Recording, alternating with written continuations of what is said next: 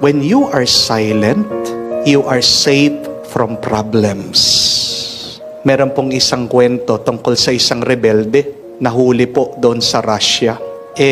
Ang parusa sa kanya, bitay. He was to be hung, bigti. Pagdala po doon sa kung saan siya papatayin, tinali na yung lubid sa kanyang leeg, tinapon na siya.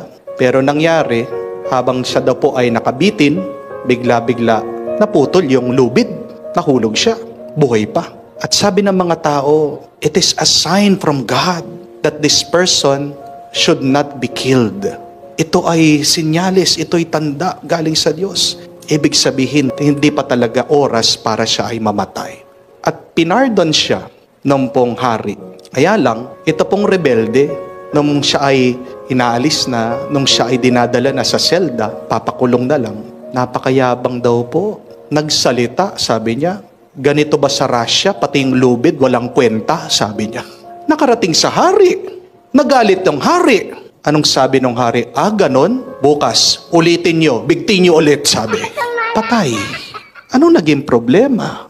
Yung bunganga niya, yung bibig niya, yung pagsasalita niya.